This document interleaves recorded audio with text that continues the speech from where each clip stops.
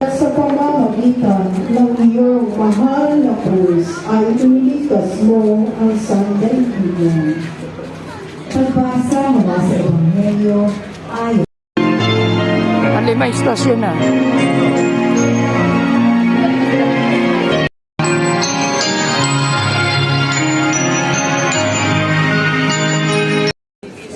Sa pamamagitan ng mahal na krus ay iniligtas mo ang sandaigdigan. Pinupuri ka namin ang Panginoong Yesu Kristo.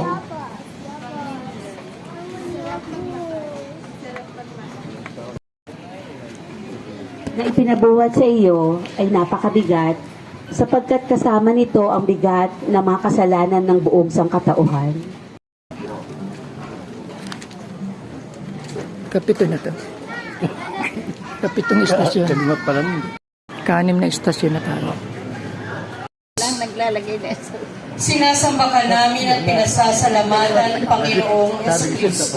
Away mo, paliligiran ka at lulusubin mula sa kabi-kabilang panig.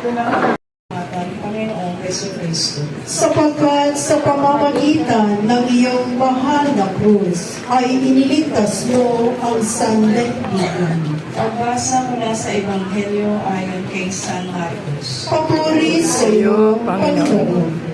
Kabilang linya po yung mga tao.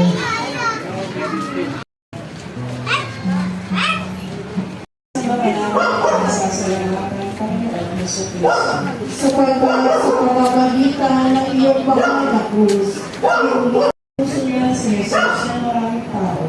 Kabilang ang mga babae niya nagmuwi at nananalitan dahil sa kanya. Ininom sila ni Jesus at sinabi sa kanila, dahil ang iisip natin wala naman kayo magagawa. Unang hakbang at ibilang iyong kabutihan at ibilang walang ang kasalanan. Subalit Sumama ka dyan, kaya doon magsasama sa'yo. Tama lang na. Kasyam na istasyon na.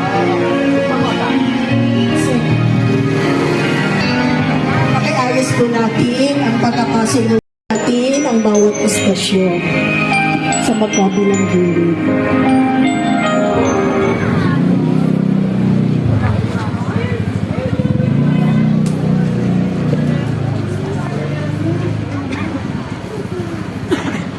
Ikasyam na estasyon. Si Jesus ay pinako sa krus. Sinasamba ka namin at pinasasalamatan, Panginoong Jesucristo. Sinabi ni Jesus, Ama, patawarin mo sila, sapagkat hindi nila nalalaman ang kanilang ginagawa. At nagsapalaran sila upang malaman kung alin sa kaniyang kasuotan ang mapupunta sa isa't isa. Ang mga tao'y nakatayo roon at nanunood. Nililibak naman siya ng mga